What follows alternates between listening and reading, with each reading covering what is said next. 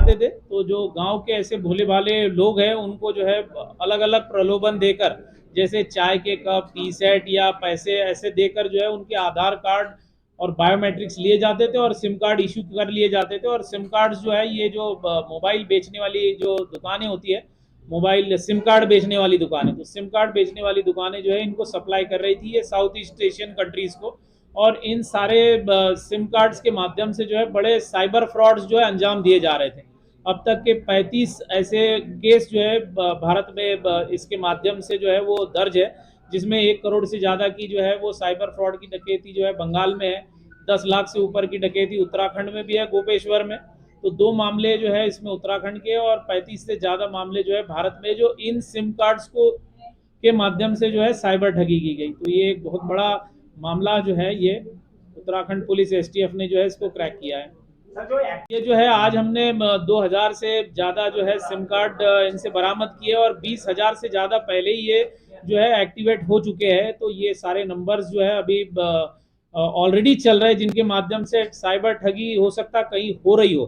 तो हमको जो है इसमें बहुत चौकन्ना रहना है। जनता से मैं अपील करता हूँ कि ऐसे जो है यदि आपके पास कोई आता है और कहता है कि हम आपका जो है वो बायोमेट्रिक्स ले रहे हैं, कोई वो ये बोल के लेते हैं कि हम कोई स्कीम में आपको फायदा दिला देंगे भोली भाली जनता से, तो कोई आपका आपका बायोमेट्रिक्स किसी से शेयर न करे, आधार नंबर किसी से शेयर न करे।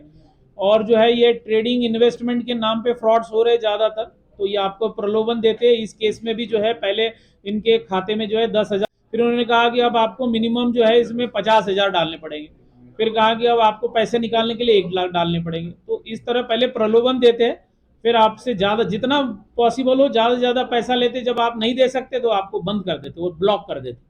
तो इसलिए कोई भी ऐसे अनजान जो है ऐसे ट्रेडिंग ऐप, इन्वेस्टमेंट, इनसे अनजान लोग, अनजान लिंक, अनजान नंबर, इनसे जो है आप सतर्क रहे, दूर रहे और कोई भी लालच में न पड़े। को व्हाट्सएप के जरिए, फेसबुक के जरिए कई तरह के लिंक आपके पास भेजे जाते हैं, कई तरह के प्रलोभन आपको दिए जाते हैं कि आप अपना पैसा 2 से 3 दिनों के अंदर डबल कर सकते हैं। कुछ दिन आप इग्नोर करेंगे, लेकिन उसके बाद अचानक जब आपके मन में लालच पैदा होता है तो आप चाहते हैं कि आपका पैसा डबल हो, और यहीं से शुरुआत हो जाती है आपके साथ टाइगर साइबर ठगी की। जी हाँ, और इसका मास्टरमाइंड था हरिद्वार का, जिसको एसटीएफ ने काफी खोजबीन के बाद ढूंढ निकाला। 1800 से ज्यादा सिम कार्ड उस शख्स से बरामद किए गए। ये वही सिम कार्ड थे जो वो अन्य लोगों को देता था, और ये उन लोगों को खासकर देता था जिन लोगों का मुख्य व्यवसाय था साइबर ठगी करना। अब थोड़ा हम आपको विस्तार से इसको समझा भी देते हैं।